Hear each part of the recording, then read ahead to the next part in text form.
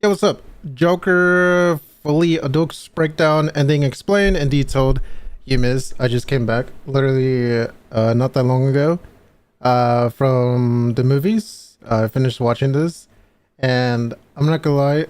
In my opinion, this movie is the best movie I've seen in 2024. I don't get why people are hating on it. I feel like this movie is like people that don't understand mental illness or don't understand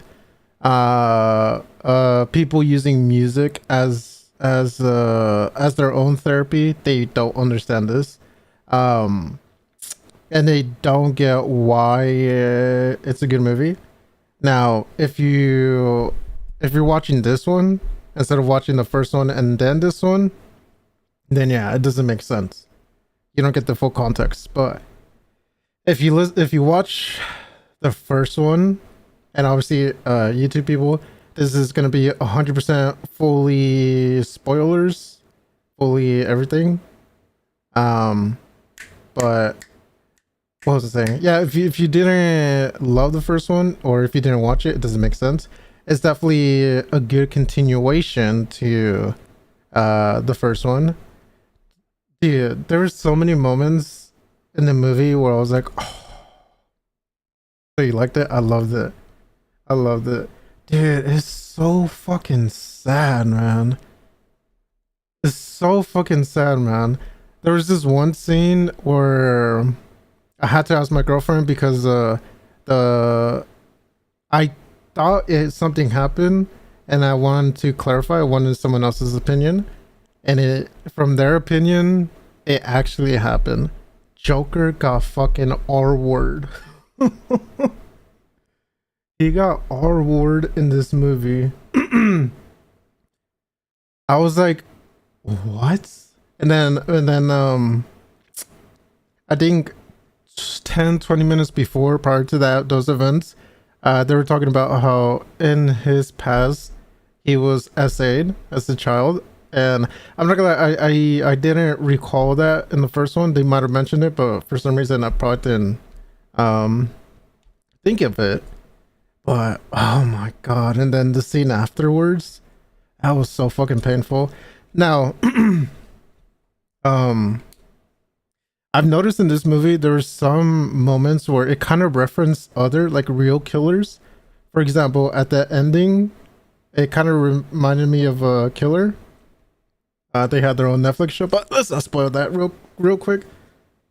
And then there's this other moment where Joker was the attorney, and it reminded me the mannerisms of the Joker at that situation. It reminded me of this guy. This guy, he murdered his entire family. He axed his daughter, disabled daughter. He shot his wife, and he stabbed his son. Watch. Fabricating! It's just the mannerisms and all that. Not the crazy ass stairs, not that, but like the yelling and the mannerisms. Fictitious government you ever seen. He's okay. This is Ronnie O'Neal. This guy, but hopefully they cover it. And yeah, the only thing about E-Man is that I guess the doctors didn't know what happened, so yeah, there's still that mystery. But the ending, it makes sense that that was the ending because from what I recall, this Joker is not really based on the main story, the main DC shit. It's like its own separate thing. Because Suicide Squad had their own Joker, the Batman had a different Joker. So, anyways, let's get into this video. Welcome back to New Rockstars. I'm Eric Voss, and this is a breakdown of Joker Folie à Deux, the 2024 follow-up to the Dude, 2019 Gaga did so good, but Todd Phillips film, starring Joaquin Phoenix as Arthur Fleck, a struggling comedian who becomes the Joker. Amazing in this actor. Elseworld version full screen? Should we do full screen? of Gotham, set in the early 80s. This sequel pairs Yeah, let's do full screen. Fuck it. Joaquin Phoenix as Arthur Fleck with Lee Quinzel, a take on Yo, Harley she's Quinn, played crazy. by Lady Gaga, in a musical. Gaga. Dude means a kind of shared madness between two people. And in this video, I'm going to break down this film, its controversial ending, details you missed, and what I think Todd Phillips was aiming to do with it as a musical that comments on society and the justice system in the style of the 2000s. As a DC nerd, he was never cut out to be the Joker. They showed Bruce Wayne as a kid in the first movie, and Joker was already old as fuck. I kind of figured he was gonna get killed, but the actual real Joker, get killed by the actual real Joker, and then yeah, I have a theory on that one too. But let's see. To film Chicago. This film opens with a classic Warner Brothers Dude, animation I bumper love this movie, and also the beginning of this shit was so weird. I was like, what the fuck? with the Leon Schlesinger Merry Melodies intro from the 1930s. This Looney Tunes style short is called Joker in Me and My Shadow. Animated shorts like this would often precede feature films in the early days of Hollywood, and it seems like that's what this film is kind of going for here. Now, the classic music that we all know is actually a song called Merrily We Roll Along. It's from 1935 by Eddie Cantor, Murray. Dude, I like really enjoyed it. That I kind of want to buy like merch, third party merch, unless they have like official shit. But I want to like buy a lot of shit. And Charles Tobias. New sub badge and all that. The lyrics are, merrily we roll along, my honey and me. Why we get along is easy to see. And Is that when you merch? consider this movie as a folie deux, even merrily we roll along thematically fits with that. This short that we see in the beginning of the Joker sequel was animated by the company of Sylvain Chomet, the animator who created the amazing The Triplets of Belleville back in 2003. The short somewhat recaps the events of the 2019 Joker film, but really reimagines it as this little story of the Joker wrestling with his own shadow, much like Peter Pan. In some ways, Lee Quinzel is Arthur's shadow of this movie. We see this cartoon Joker arriving on the red carpet to the Franklin Theater, which is a reference to Murray Franklin, Robert De Niro's talk show host, whom Arthur killed on live TV in the previous film. The music that we're hearing is actually Slap That Bass from George and Ira Gershwin from the 1937 Ooh, what's RKO this? Fred Astaire film Slap That Bass. This cartoon Joker goes down the theater hallway, passing various posters for famous movie musicals, including Sweet Charity, that's a 1969 Bob Fosse Neil Simon film, Shall We Dance, the 1937 Fred Astaire Ginger Rogers film, and Modern Times, the 1936 Charlie Chaplin film that really marked the last time Charlie Chaplin played the little tramp archetype character, and that film was being I think my only problem was that Harley isn't just accurate to how Harley actually is in comics or shows and stuff. I kind of just take it as they're making a completely different kind of Harley. screened in the 2019 Joker That's film, true. the screening where Arthur Fleck snuck in as an usher and confronted Thomas Wayne. The cartoon Joker's shadow overtakes I feel like craziness wise, like on that level, like at the beginning of them meeting each other, it makes sense because I mean the whole like she checked in herself to be in there. That's kind of crazy. I thought she was like an insane person. Well, she is an insane person, but like an insane person that she stuck there. him and applies the mandatory. clown makeup in the dressing room. On the mirror, you see written, "Put on a happy face," and behind him on the wall is a portrait of Robert De Niro's That shit was funny as fuck. I was like, oh fuck. host Murray Franklin with blood stained on it. The Shadow now walks out on stage singing Burt Bacharach's "What the World Needs Now Is Love," and it ends up becoming a kind of duet as the Shadow sings and puppets around Arthur's beaten body, and then we have some cops running in the classic hup hup hup hup hup hup cartoon style, and then they beat him to death, covering the screen with some cartoon blood. We transition to Arkham State Hospital. Yeah, I don't think this was explained. How is it in the comics? Is Harley is legit just the same person who's working in the psychiatric ward?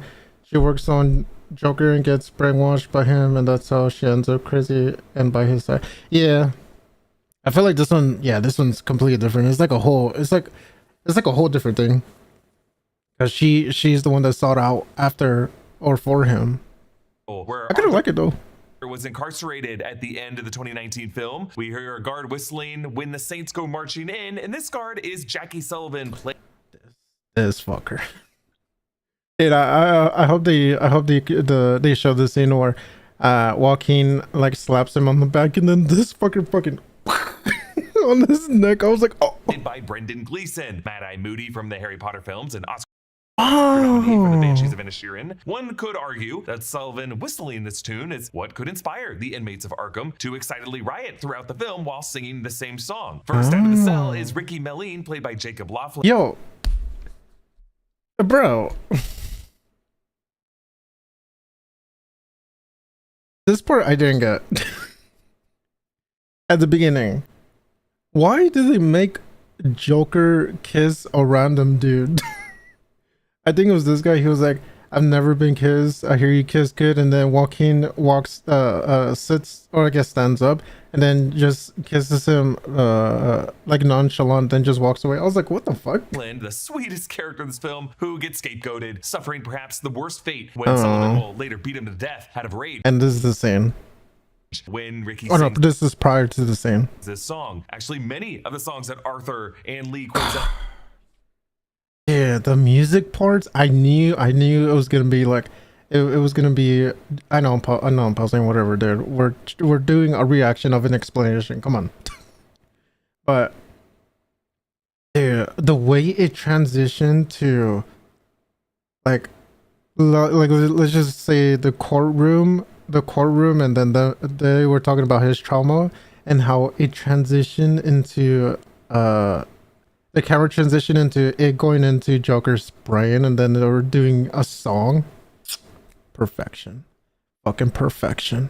and all the inmates end up singing are kind of like classic jazz era romance I think it's the songs same. that they really first hear from Sullivan's casual whistling throughout Arkham. Then we hear the deep I can't believe this movie did worse than Morbius. Dude, that's fucking wild. I don't get it. cello notes of the Joker's theme. I from the don't get it. 2019 film Genuinely. Returning. These were composed by the Icelandic composer I Hildur love this movie so much. Guðnadóttir. I'm so sorry I mispronounced that. She actually won an Oscar for her music in that film. And we push in on cell E258 and we find Joaquin Phoenix as Arthur Fleck, his Hey. emaciated body holding his chamber pot to be emptied like all the other inmates are doing. This Yeah, what is that? Chamber pot? Is that like the bucket for them to piss? practice in the UK is called slopping out, and it was supposed to be abolished in England and Wales by 1996 and in Iceland in the years after, though supposedly it might still be done in Limerick prison. This practice is not really known to be done in the United States because most prisons were built in the 20th century and were built with indoor plumbing. Not the best conditions of plumbing, but not like requiring people to empty out their own chamber pots. But I'm wondering, since Arkham State Hospital in this movie is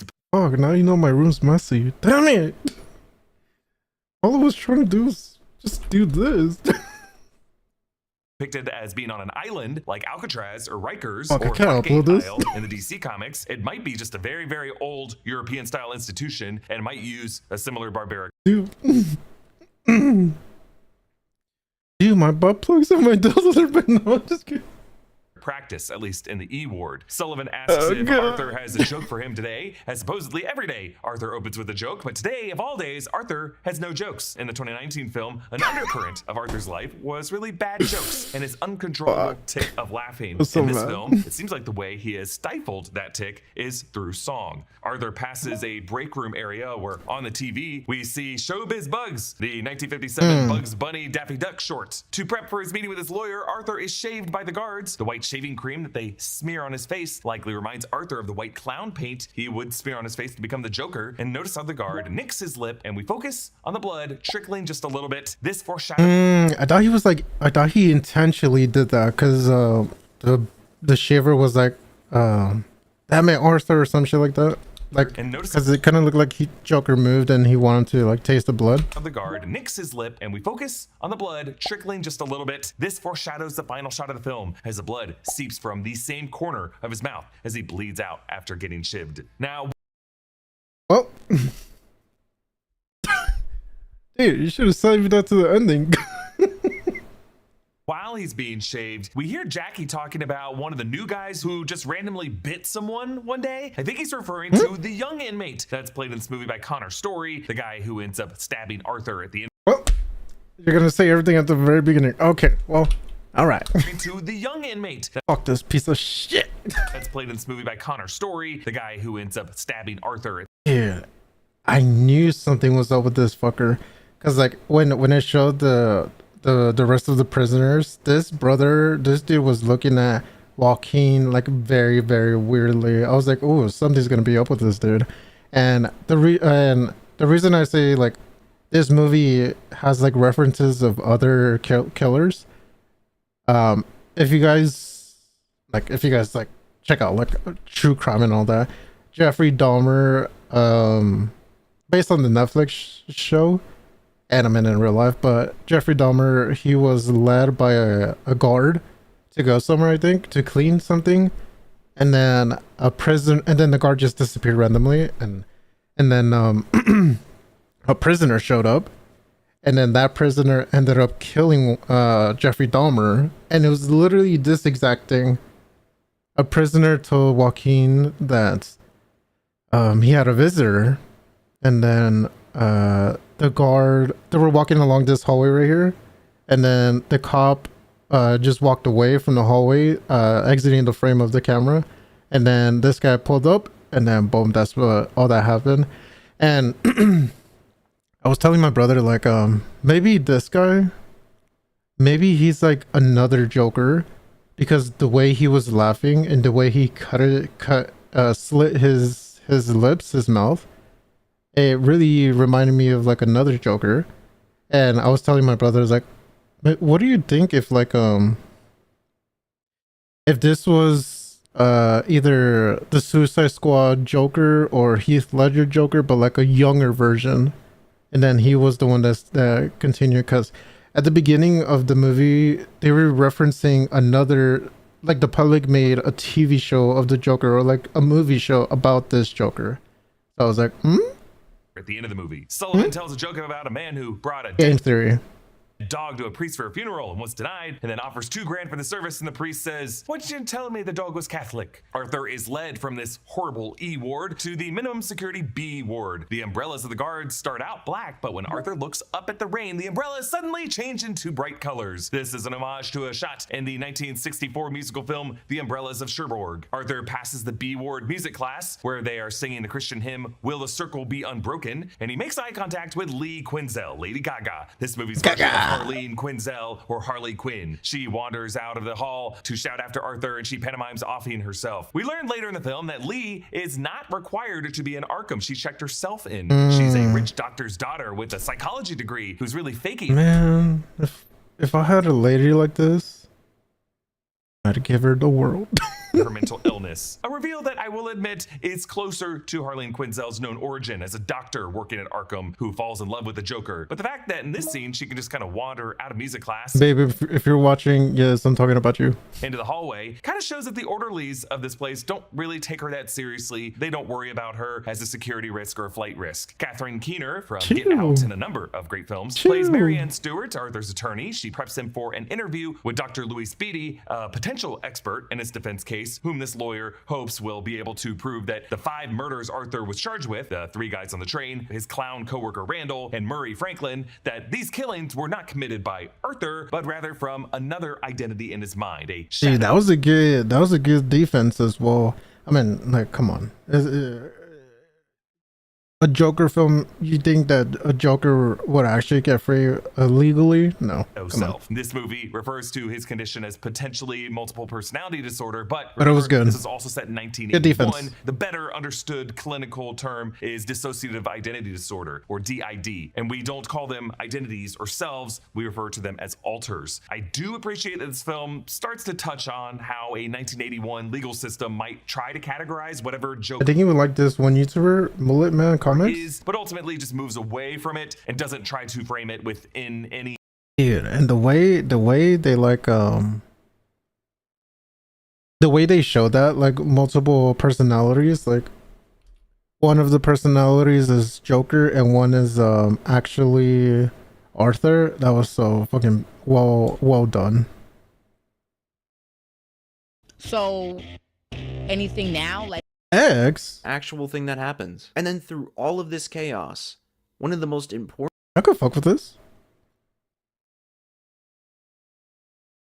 Yeah, I'm assuming he's already done it, but the Batman Who Laughs, I would 100% love watching that. Ever since I checked out Berserk, the manga shit. known clinical category. Dr. Beatty asks if he sees bright lights, and I was just reminded of the mentally unwell prisoner from The Dark Knight, that movie's Joker had a cell phone bomb sewn into his gut. Super short. Go inside and replace them with bright lights.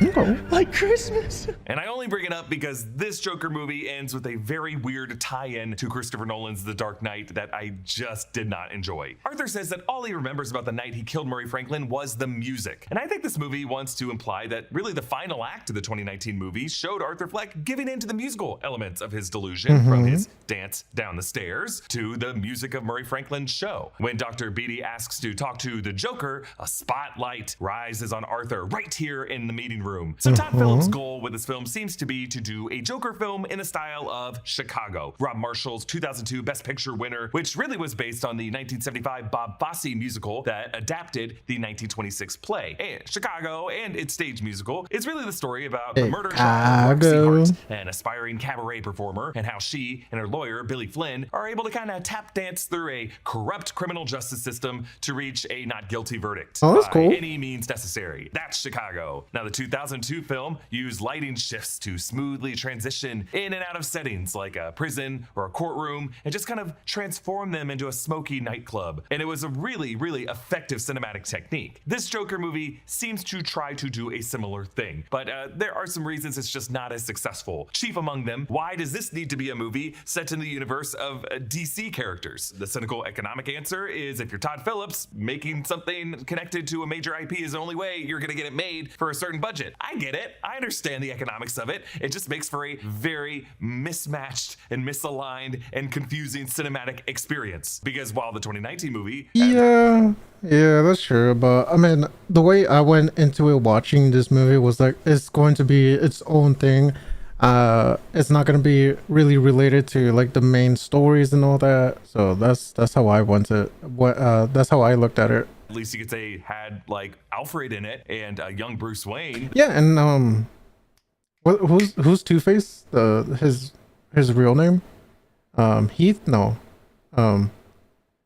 Yeah, wasn't he an attorney?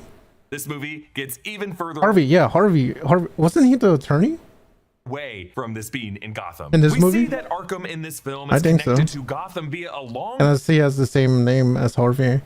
curved bridge, which I gotta say is completely impractical. Like, there's no way city leaders I guess would we'll ever see. allot resources to building a whole freaking bridge just for the staff who work at a facility for the criminally insane on a little island. Like, city Come on, buddy. You're just looking into it too late. no way city leaders would ever allot resources to building a whole freaking bridge just for the staff who work at a facility for the criminally insane on a little island. Like, cities build bridges for thousands of commuters to get to their home, to work, back to wherever they need to go every day. It's a huge investment to build a bridge. They wouldn't build a bridge to Arkham. But Jackie references a made-for-TV movie about Arthur that everyone saw. Sounds like there was a TV special that restaged the events from the first movie. I guess they're trying to say this is like Ryan Murphy's The People vs. O.J. Simpson, or Ryan Murphy's Dahmer, or Ryan Murphy's Monsters about the Menendez brothers. But we never see in this movie what that TV movie was. Jackie takes Arthur to the music class where we see they're singing Get Happy by Harold Arlen and Ted Koehler, most famous from Judy Garland's rendition from 1950's Summer Stock, her final MGM film. Get Happy was the original Merry Melodies intro music from 1931 to 1933. That's why when you watch some of those Looney Tunes, they actually begin with. Now, in the way that some people theorize that all of the first movie could have been in Arthur's head, you know, Fight Club style, a case I think could be made that this entire trial is a merry melody in Arthur's mind. From the frequent early Hollywood jazz songs featured in this film, to the recurring Warner Brothers animation shorts on the TVs, to the fact that the movie ends with Arthur going to see a visitor and we never know who it is. Could it be actually his... Nah, see like that part right there. I get it. But what if the guard was in it? Obviously, what happened was the guard retaliating against Joker. Maybe they wanted to do it again, and then they wanted to set up Joker, and then, like, come on, the prisoners showed up, and then, or I guess the guard was leading Joker to a visitor, but then he disappeared randomly. And then the prisoner came up, like, come on, dude. Jazz songs featured in this film, to the recurring Warner Brothers animation shorts on the TVs, to the fact that the movie ends with Arthur going to see a visitor and we never know who it is. Could it be actually his lawyer prepping him for trial? I don't know. Maybe all of this is actually... Like, if that's the case, if there was actually a visitor, why wouldn't the guard show up? Why wouldn't the guard, like, call out to Joker again? Because, yeah, he called him out one time, like, to hurry up. But then he just disappeared for like a solid like a minute or two. the Looney Tune of Me and My Shadow. Arthur talks with Lee for the first time, and I get it, but I'm just a glazer. No, I'm speaking facts. I don't know if it's coincidence, but taken together, Arthur and Lee form the first two names of the primary Hey, suspect. I'm the reviewer here. It's not like he does. It's not like he has a whole channel based on that. Believed to be the Zodiac Killer, Arthur Lee Allen. Lee, of course, Huh? talks with Lee for the first time, and I don't know if it's coincidence, but taken together, Arthur and Lee form the first two names of the primary suspect believed to be the Zodiac Killer, Arthur Lee Allen. Lee, of Oh, another reference to real murderer. I mean, that could be a reach as well. course, spelled differently there. Lee The stream is lagging. goes back to singing Get Happy, and together they softly sing the parts of it where it's sing hallelujah, come on. That's good. Bitrate's good. Maybe refresh. Get happy, get ready for the Okay. judgment day. Now, this is Lee's form of encouragement. She wants Arthur to get happy and giddy ahead of his literal day of judgment, but also considering that he dies at the end of this movie, he is facing a final judgment in other ways. On the TV, they see a press conference from See, Harvey Dent. What was the name? Harvey Dent. And that's a theory. DA Harvey Dent, played in this movie by Harry Lottie. This is the latest film, Harvey Dent, after Billy D. Williams, Tommy Lee Jones, and Aaron Eckhart, though Lottie said that he didn't watch any of those performances so that he could have a fresh, young prosecutor that wasn't affected by any of the takes in the past. Dent plans to seek the death penalty, he says. Now, Gotham City is known to be in the state of New Jersey, which outlawed the death penalty in 2007, but this is in the early 80s. Arthur responds by singing a cappella for Once in My Life, the 1965 Motown song written by Ron Miller and Orlando Murden, best known for its up-tempo cover by Stevie Wonder, but originally written as a slow ballad, which is how Arthur sings it here. Todd Phillips keeps the camera on Joaquin Phoenix without cutting away. As the instrumentation kicks in, we see another inmate pantomiming the piano, and the young inmate who will Fuck this piece of shit. See, I think this was the first time I noticed, like, why the fuck is he looking at him like that? But dude, the way written as a slow ballad, which is how Arthur sings it. the way this part transitioned into a singing part and then I went back to reality. Oh my god. Here, Todd Phillips keeps the camera Like literally, I want to rewatch it again. on Joaquin Phoenix without cutting away. As the instrumentation kicks in, we see another inmate pantomiming the piano, and the young inmate who will stab Arthur by the end is leaning against the back wall, just kind of bobbing to the music. That's how I be looking at you on stream type shit. Okay. Waiting for his time to take over. But the musical reality breaks when we cut Oh, back you mean this guy?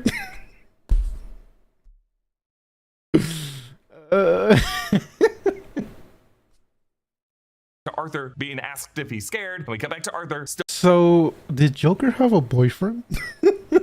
looking at the TV smoking. So all this, even his ability to know all the words to this song, was just in his head in this moment. Arthur signs a book for Dude, on TikTok there's this audio, because sometimes I get like sad videos and all that, and then there is this audio where it is this part of him crying, and I was like, where have I heard this? It's lagging. There, restart. Yep. We had a little internet issue. We still have it. But fuck it, let's continue.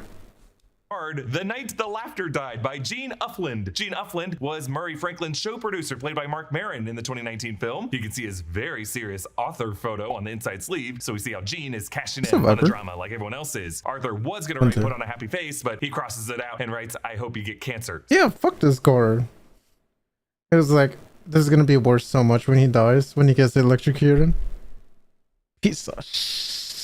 Smiley face. They watch a movie screening of The Bandwagon, a 1953 MGM film starring Fred Astaire and Sid Charisse, directed by Vincente Minnelli, Judy Garland's husband for 6 years and father to Liza Minnelli. This is a scene where the song That's Entertainment plays, and we hear Fred Astaire singing A Clown with His Pants Oh my Falling gosh, she looks like Marilyn Monroe. Down, or the dance that's a dream of romance, or the scene where the villain is mean, that's entertainment. Now the lyrics actually kind of describe what happens in this movie. The clown making a fool of himself, and specifically his pants are off when Jackie and the other guards drag him back to his cell. The dance that's a dream of romance is Ew. his pants are off when Jackie and the other guards drag him back to his cell. The dance Wait, his pants are of off? himself, and specifically his pants are off when Jackie and the other guards drag him back He's wearing pants though.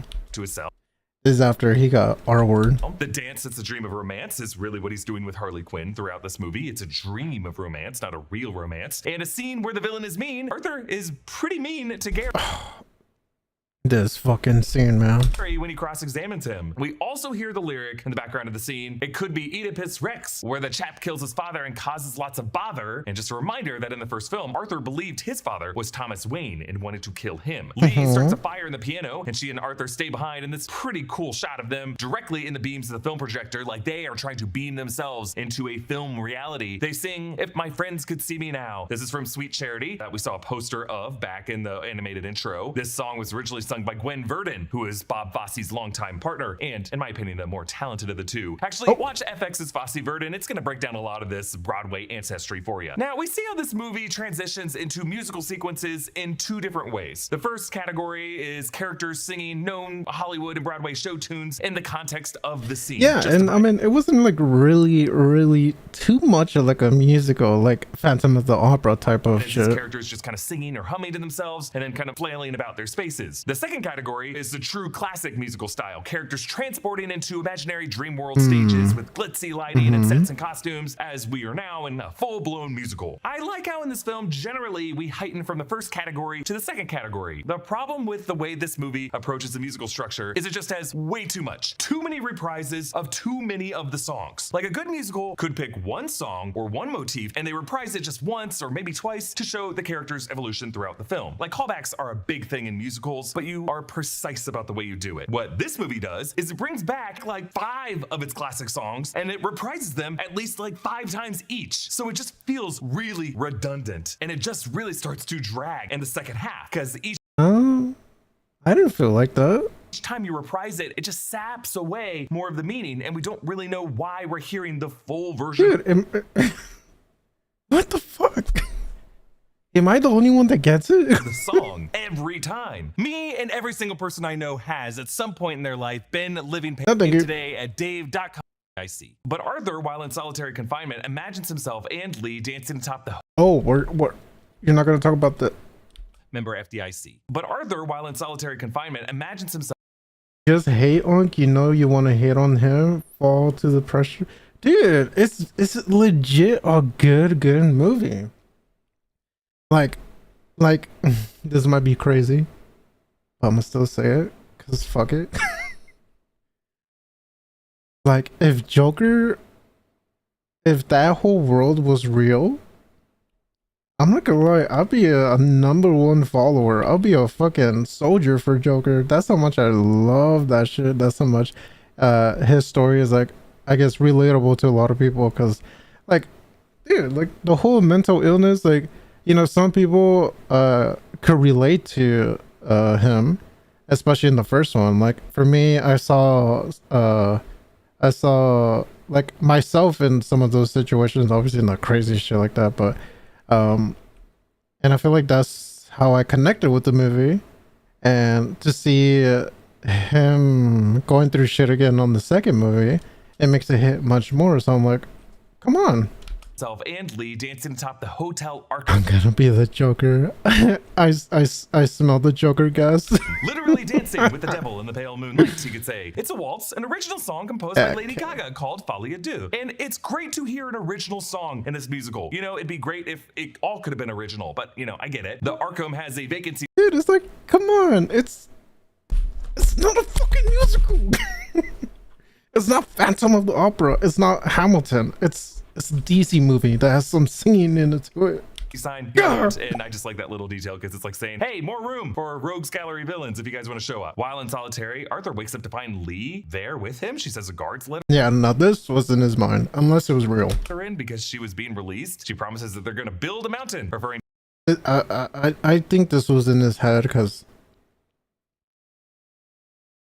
he's basically in the hole where solitary confinement, where no one should make contact.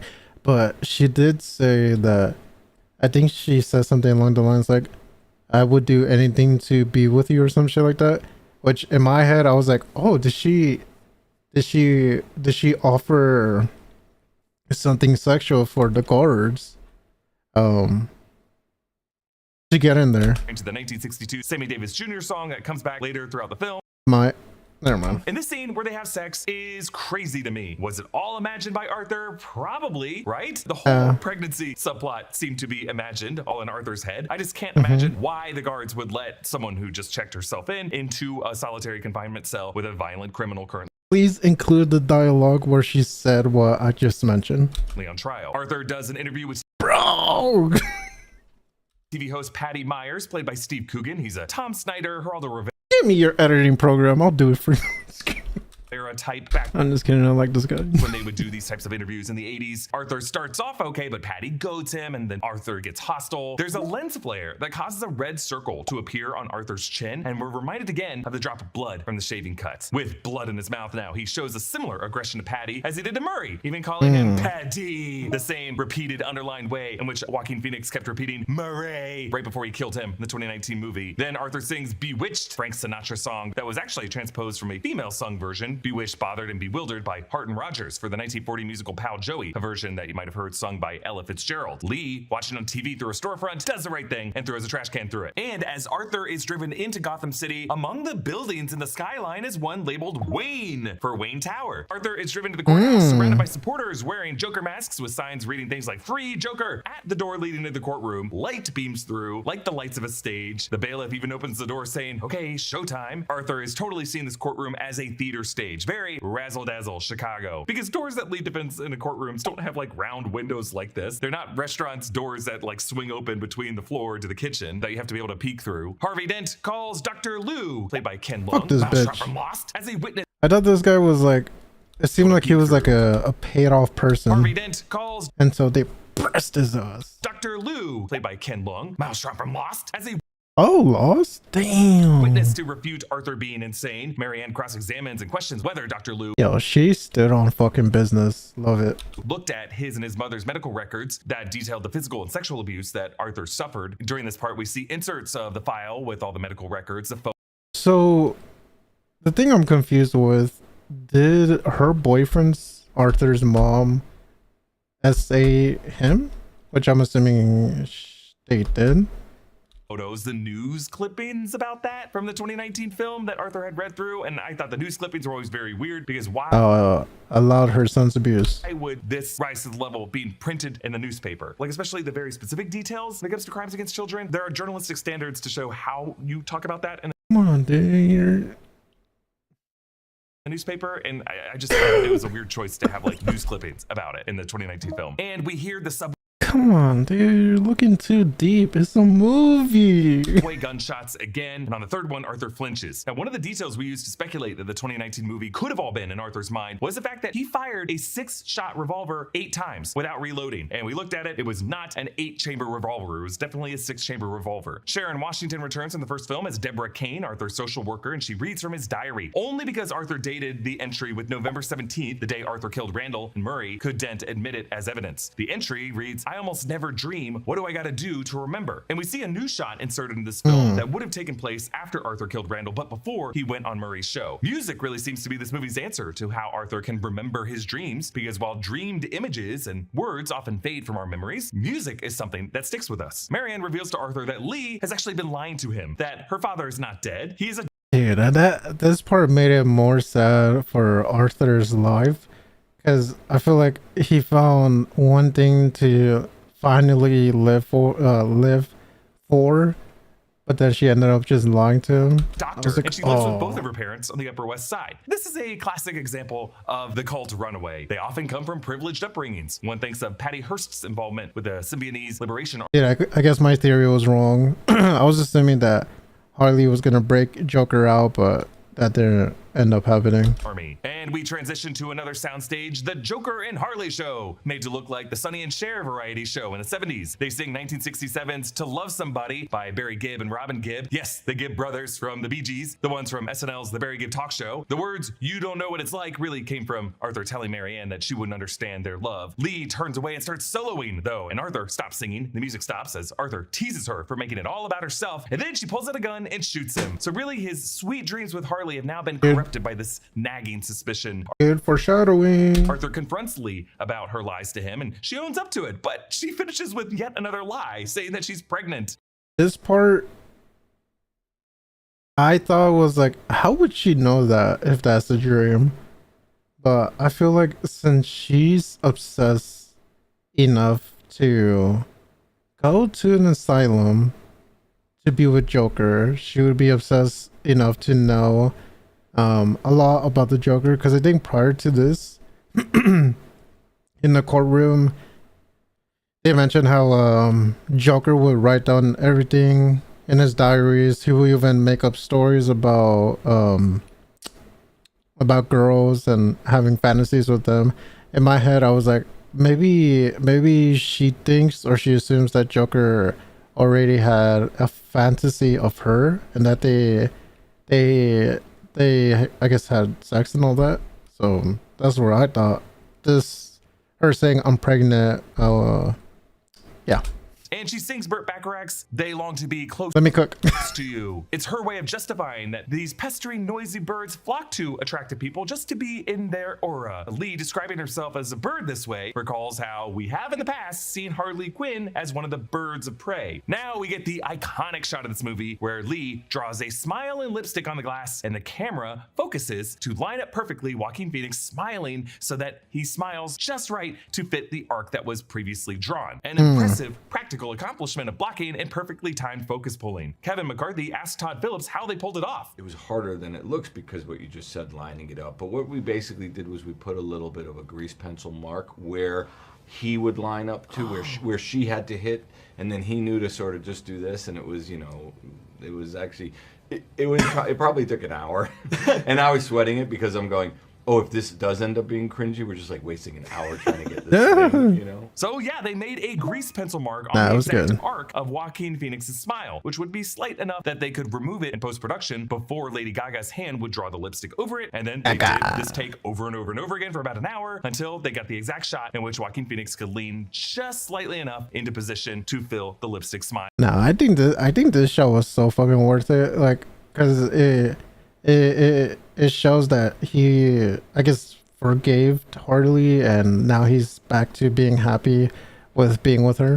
And symbolically, it's a really effective way to show how Arthur doesn't want to play into society's perception of a raging clown. Smiling is really a blood red path that this unhinged society is drawing for him to obediently follow. Zazie Beetz returns in this film as a lot of people were saying that Joker killed her, which at first I was like, that makes sense, since the ambulance was driving through. You could see that they were arriving at his place. So Sophie Dumont, she's alive, but didn't return in Deadpool and Wolverine as Domino, which was kind of weird. She testifies that Arthur's mother, Penny, to help young Arthur. Oh my god, this part too. Through his laughing condition, made up a story that God put him on this earth to make people laugh, which led to Arthur pursuing his career as a stand-up comedian despite not really being funny. Arthur disassociates and transitions. Yeah, and that's where he fucking crashed out. Into a version of the courtroom lit with Chicago nightclub style lighting, where he sings "The Joker" by Leslie Bricusse and Anthony Newley from the 1964 musical The Roar of the Grease Paint, The Smell of the Crowd. Arthur slams a stool on Harvey Dent, and like he imagined in the Arkham exercise yard, he starts shooting around the room, aiming specifically for the press camera operators. Yeah, this scene was so fucking hard. He picks up an oversized gavel and violently clubs to death Judge Rothwax, and then offs himself at the end of the song. Waking up from this reality, he decides to fire Marianne and represent himself. On the ride back to Arkham, we hear Stan L. Brooks on the radio. This is the same radio announcer from the 2019 film, and it's a nod to get to the video. It's playing. Stan Z. Burns, radio announcer of New York's 101 WINS. Throughout the 80s, his broadcast ends with a brief mention of Mayor Thorndyke, who's one of the many past mayors of Gotham City mentioned throughout DC Comics. This one showed up in flashbacks from the Maid of Wood storyline in 2003. We see Lee walking back to Arthur's old neighborhood up the same steps that he danced down in the 2019 film. This is actually in the Bronx, connecting Shakespeare and Anderson Avenues at West 167th Street in the Highbridge neighborhood. Arthur, the Bronx, representing himself with his Joker makeup fully on, faces Gary Puddles, the former co-worker and witness to Arthur killing Randall in the I feel so bad for him, his character. 2019 movie. Arthur's cross-examination of Gary transitions through various different character personas. Oh yeah, and this is the part where I was like, he has the same mannerisms as the video pulled up at the beginning of this video. First as a proud Southern lawyer, and then when he lowers his voice to talk to the judge, takes on this New York mobster voice, and then when he gets real close to Gary, he uses an English accent to mock Gary. Maybe You don't know who I really was. Gary doesn't let him walk away from this. He tearfully shames Arthur for making him feel small and powerless. And for once in this movie, Arthur realizes that he is not the victim of all of this. Gary is an example of one of the many people who have been hurt and continue to hurt based off of what he has done. The state rests their case, and Arthur decides to rest his. He calls no witnesses. This part was Lee funny. and Arthur start to go into a musical. Yo, Gaga was hitting this shit. And Arthur decides to rest Look at his. her, He look at calls her. no witnesses. So Lee and Arthur start to go into a musical interlude, singing Sammy Davis Jr.'s Gonna Build a Mountain with an up-tempo gospel beat. They walk out together toward the back door. I think that part was like my favorite singing part of this movie. Even though, think about it, Arthur would still go back into custody, right? So we must be slipping into a musical fantasy, which we do. We go into another dream set with Arthur and Lee's wedding day, where Gary is forced to be the ring bearer. Now, I think it was in this transition where this shot from the trailer was removed from the movie. This is one of many shots that you might have noticed in trailer. I was wondering, like, where the fuck did this go? Where this shot from the This part, I was like, what happened to this part? I don't remember seeing this. trailer was removed from the movie. This is one of many shots that you might have noticed in trailer footage that did not appear anywhere in the film. But this must have been part of a musical dream sequence, because that's why the newspaper reads, "Free on all charges." That would not be how a verdict would be reported in a newspaper. Now, a detail that I really like about this wedding chapel set, there's a curvy footbridge over water that leads to the altar. The altar is an island, which I think is meant to represent the curved bridge that leads to Arkham's Island. The wedding transitions to an after party at Pogo's. Remember, Pogo's was the comedy club where Arthur did his stand-up in the 2019 film, and it was named after the clown persona of the serial killer. Another killer? Comedy club where Arkham's Island. The wedding transitions to an after party at Pogo's. Remember, Pogo's was the comedy club where Arthur did his stand-up in the 2019 film, and it was named after the clown persona of the serial killer John Wayne Gacy. Oh. Jackie beats Arthur back Oh, frames are dropping. at Arkham, Are we good? stripping him down and triggering his childhood abuse from his mother's boyfriend. Back in a cell block, Ricky sings in support when the Saints go marching in, and Arthur listens as Jackie strangles Ricky to death. Wait. Stripping him down and of the serial killer John Wayne Gacy. Jackie beats Arthur back at Arkham, stripping him down and triggering his childhood abuse from his mother's boyfriend. Back in a cell block, Ricky sings in support when the Saints go marching in, and Arthur listens as Jackie strangles Ricky Yo, W. Jackie, man. to death. And in this moment, Arthur flashes back to the subway bathroom from the first movie when he first danced to celebrate his killing of the guys on the train, because now Arthur once again God damn. That scene, dude, that scene was so intense. feels like he has blood on his hands. So between Ricky and between Gary are just two people for whom Arthur's continued antics are bringing pain and suffering. Lee applies her own Harlequin diamond patterns on her face. On the steps of the courthouse, we see that her outfit includes Harlequin diamond patterns on the jacket, on the corset, and on the pants. I think it was hearing Ricky die that led Arthur in his closing statement to claim that there is no Joker, there's just him, and that he killed 6 people, including his mother. He says, "I just want to blow it all up and start a new life."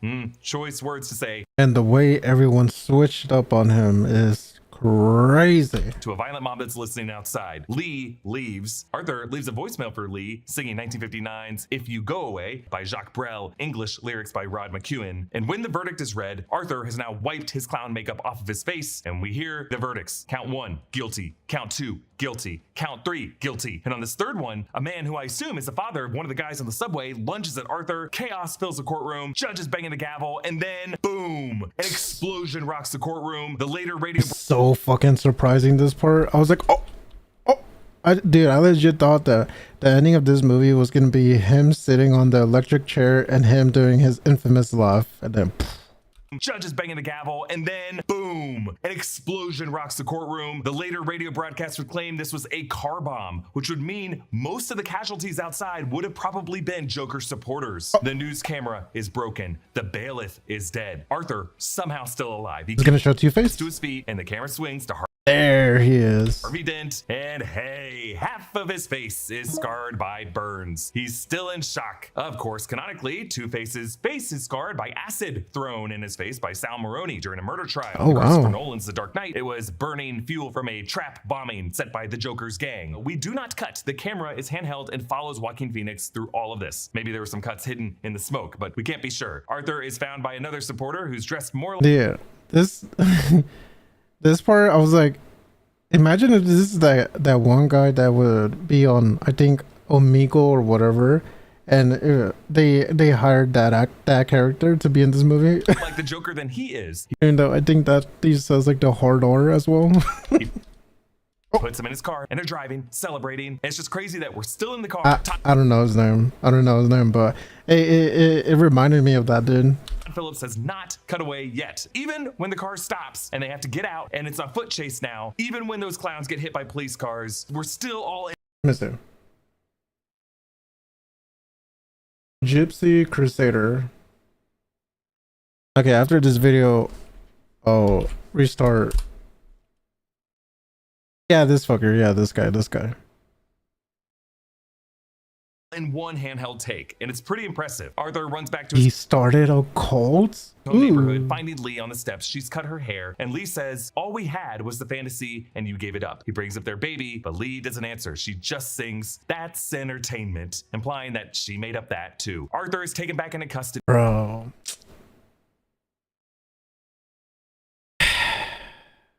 I'm assuming at this part, Harley said her goodbyes to Arthur, and then the cops automatically showed up. I feel like Harley called the police on him, and I was like,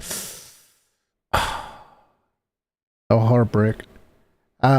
After everything this guy did, everybody leaves him, and then boom. He watches a Pepe Le Pew short, somewhat reflective of his situation, a lover chasing after an uninterested lady whom he thinks is the one just because she has white paint on herself. Jackie tells Arthur he has a visitor. Now, notice how Jackie leaves Arthur alone in the hallway. Is he gonna do the Jeffrey Dahmer thing? Paint on herself. Jackie tells Arthur he has a visitor. Now, notice how Jackie leaves Arthur alone in the hallway for far longer than he's ever left him alone. I kind of feel like Arthur did not really have a visitor, and Jackie just set him up to be shivved. See, that's what. See, okay, it's good. We're on the same book. Left him alone. I kind of feel like Arthur did not really have a visitor, and And yeah, I know Jeffrey Dahmer's situation was different.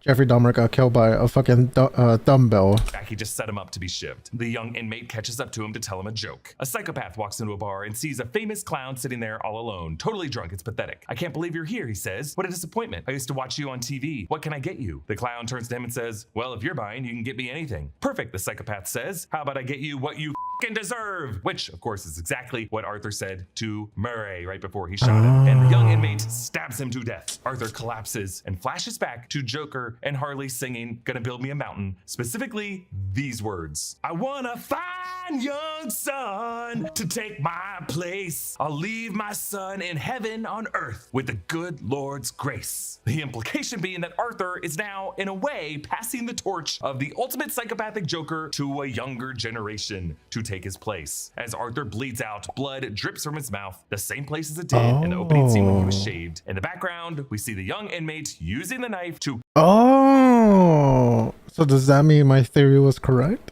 places it did in the opening I could.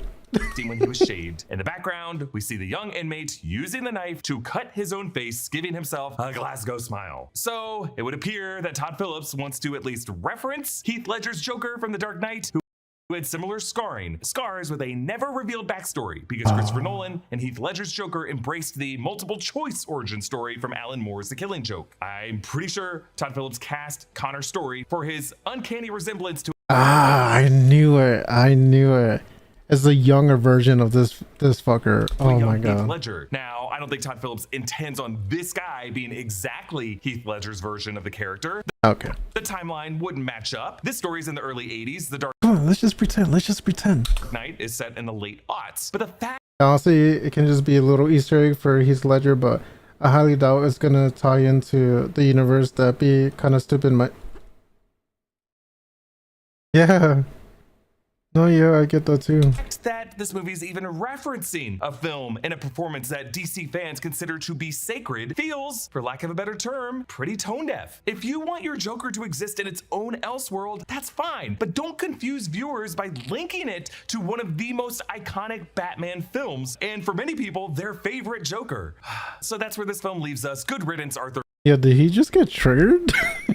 Films, and for many people, their favorite Joker. So that's where this film leaves us. Good riddance, Arthur Fleck. We saw some fine Good riddance. Performances from Joaquin Phoenix and Lady Gaga, impressive camera work by Todd Phillips, an interesting trip down Hollywood symphonic history, some interesting commentary on America's obsession with true crime and legal drama, but it all just came together kind of like an orchestra full of first-chair musicians, each playing from completely different pages of sheet music. But what did you think of Joker Folie à Deux? Comment down below with your thoughts. Follow me at EA Voss. Subscribe to all 3 channels of the New Rockstars Network for breakdowns and news.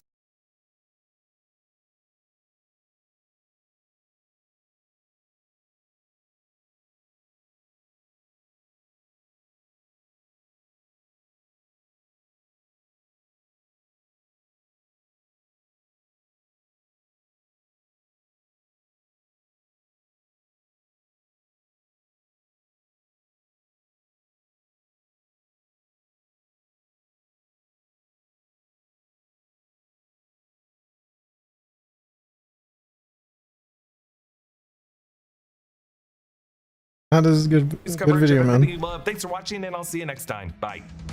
That was a good video.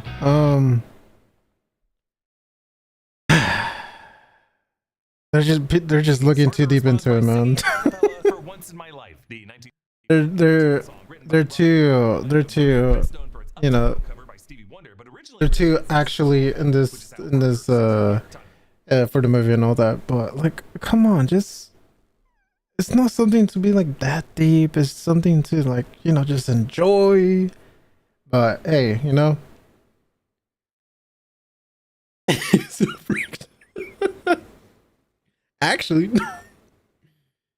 I know. I just want people to enjoy it like how I enjoyed it, because it was a very, very good movie, like really, really good. But I get it. I get why people don't like it, but for me, I'll die on the stick and will defend this movie, because this movie is legit. No more shaboing anymore. No more just, you know, just doing that. But dude, this was legit one of the best movies I've seen this year so far. Like, I literally watched it a few hours ago and I already want to rewatch it. So, you know.